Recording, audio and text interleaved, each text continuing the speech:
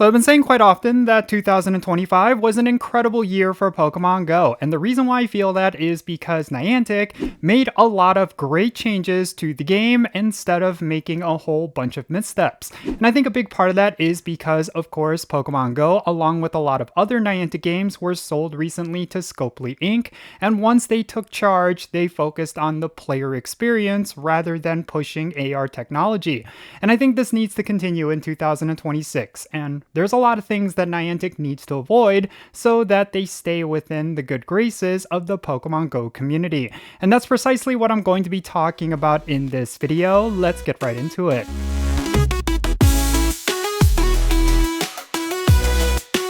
Alright, how's it going everyone? Jinsula here with a brand new Pokemon Go video, and I hope your day is going really well, and let's get right into it. So this is going to be a bit of a discussion video. I'm not necessarily going to be going over any kind of strategies or any kind of news. I just kind of wanted to talk about Pokemon Go and some of the things that I really hope Niantic avoids doing in this coming year, because 2026 is incredibly promising. There's a lot of things that Niantic could do, and I think for Pokemon Go players, we're in a really good place. Like, the game is really good right now, and if you want any reasons to come back to playing Pokemon Go, if you're watching my video and you're someone who quit the game a while ago, I really do think there's just a lot of things in store for you, and it is a really great time to come back to the game. But of course, this is something that Niantic needs to upkeep. They need to make sure they keep this positive momentum with Pokemon Go and avoid making some common mistakes that they made in the past. And I think for what it's worth, because Scopely Inc. is now in charge of Pokemon Go, I think it's going to be very easy for Niantic to avoid these mistakes, mainly because the game is no longer geared towards certain things that were a detriment to Pokemon Go players. They just simply do not care about AR technology. That's the thing I'm getting at. I mean, AR technology used to be the central focus for Pokemon Go in all of Niantic's games, and a big part of that is because originally, before Scopely Inc. purchased Niantic, it was run by John Hanke, who was just obsessed with pushing AR technology. He really did not necessarily care about the gameplay experience, and that was incredibly evident by a lot of the design decisions. He was primarily focused on making an amazing product for AR.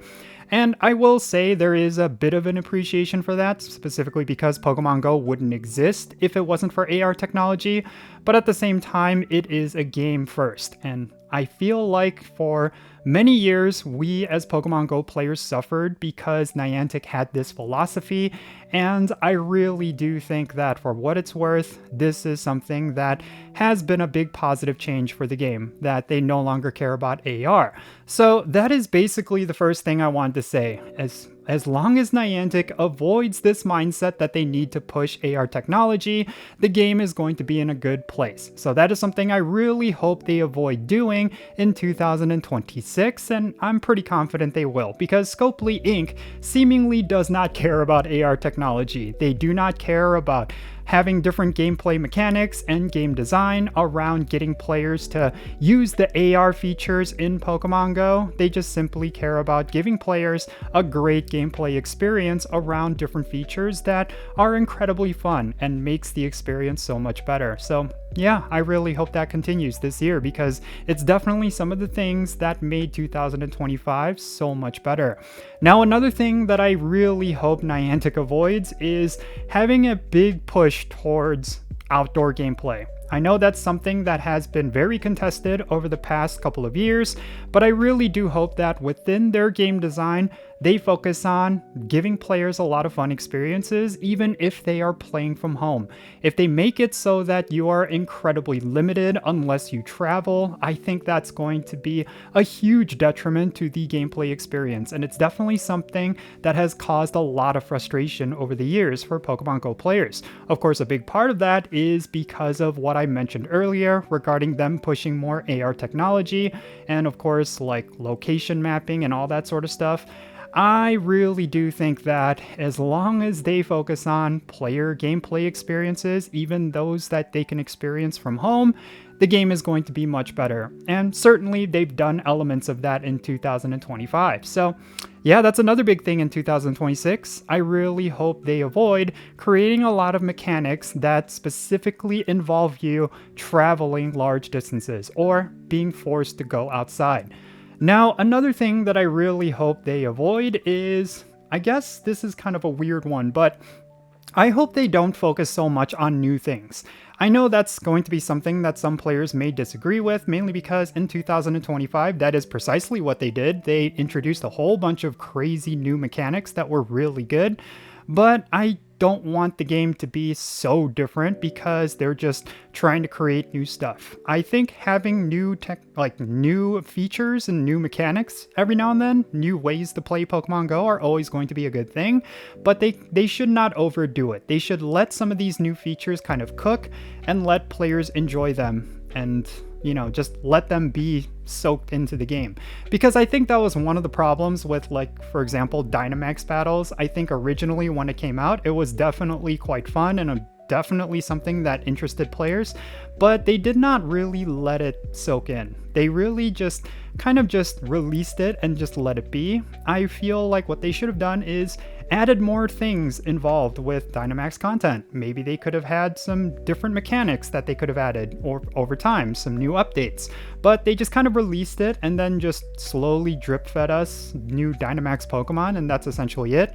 And now it's kind of just relegated to a side activity. There's really no reason for you to get Dynamax Pokemon except for the sake of Dynamax content. And maybe this is something that could change. Maybe they could add a whole bunch of things to Dynamax content in 2026. Maybe they could update it a little bit, because after they released Eternatus, there was really no, I don't know, like an endpoint to Dynamax content. It's essentially already done. So yeah, I don't know what the future could hold for this specific part of the game, but I really do think there's a lot of potential there, and I really hope they meet it. Rather than just introducing a whole bunch of new stuff and then making a lot of the older content or some of the most recently introduced content just relegated to the side, I really hope they go back and improve on some of the features that are already there. I mean, this is something that I've been saying on my channel every now and then, but I think the gym system needs a huge rework. Maybe they could go back and update it a little bit. It's very outdated at this point, and not a lot of players actively engage in it like they used to. There's a lot of potential there for some team competition, like if you're in Team Valor, Team Instinct, and Team Mystic. Like, one of the things that made Pokemon Go so great in the very beginning was the rivalry between these three teams, but they essentially kind of abandoned that concept. They really made it so that it's not that impactful whatever team you join, because back in the day there was a sense of pride for whatever team you joined, and it's mainly because of the gym battles that you engaged in. There was just a lot of competition. There was a lot of terrain warfare, essentially, and it felt really cool. It was definitely a different aspect of Pokemon Go that I think really made it stand out. It kind of reminded me of Ingress, actually, and some of the things that made Ingress a lot of fun. I think they should go back to that. They should come up with ways to actually make it matter what team you join. And a big way they could do that is by reworking the gym system. So yeah, that's something that I really do think Niantic should do. Rather than just introducing a whole bunch of new stuff and ignoring past content, they should rather go back to some past content and make it relevant once again. I think that would be a great thing for Pokemon Go.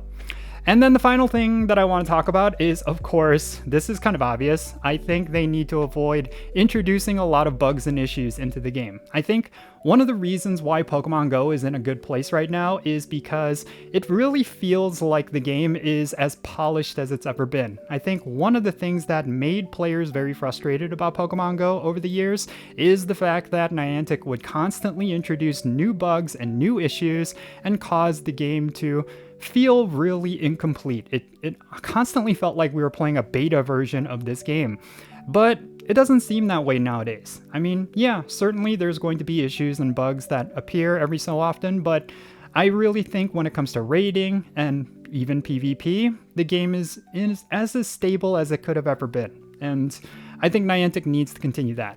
whether it be server issues, whether it be, I don't know, whenever they introduce new things, that it comes out in a very tested and, I don't know, just not a broken state. Like, that is what they should be aiming for. Because with a lot of the stuff that they introduced recently, like the new leveling system, with the new friendship system and all that good stuff, and with bottle caps and, I don't know, like some of the new adventure effects with certain Pokemon, like all that stuff did not feel that buggy. Maybe I'm wrong. Maybe my experiences are not the same for everyone else, but it really felt like the gameplay was very polished. It really felt like they did a lot of testing before releasing this stuff. It did feel like they actually tried. And that was something that was missing for a long time with Pokemon Go. But it really felt different in 2025. So I think they need to continue that. In 2026, they need to avoid introducing new bugs. If they're planning to introduce new mechanics, they need to make sure it's properly tested. They need to make sure it's not something that they're going to catch later once they release it to New Zealand. I think that's been kind of a meme for quite some time, and they need to fix that. Like, whatever it may be, they need to make sure Pokemon Go is in a good place and stable and something that players will enjoy rather than be frustrated with. And that is definitely a big benchmark for whether or not 2026 is going to be as good or better than 2025, which was already a good year. So yeah, this is basically all I was thinking regarding what could make 2026 a really great year. I think 2025 was such a phenomenal year for Pokemon Go, and I feel like the game could only get better. I mean, I really have to say this. I think for Niantic to be sold to Scopely Inc. was probably one of the best things to happen to Pokemon Go. I know we were all very skeptical, we were all very worried regarding what Scopely Inc. could do to Pokemon Go at the game's detriment, but it turns out a lot of positive changes happened. And a lot of things that players have been wanting, or some of the things that players did not even realize that they wanted, but actually has been really good for the game, were released, and I think more of that needs to continue. And I'm really hopeful, and I'm really feeling really good regarding 2026.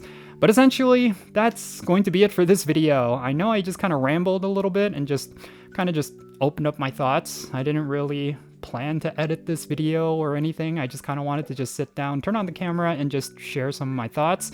Because 2026 is definitely going to be an interesting year. It's going to be the year before the 10th, actually, no, this is the 10th anniversary year. So there's definitely going to be a lot of big things that are likely going to happen.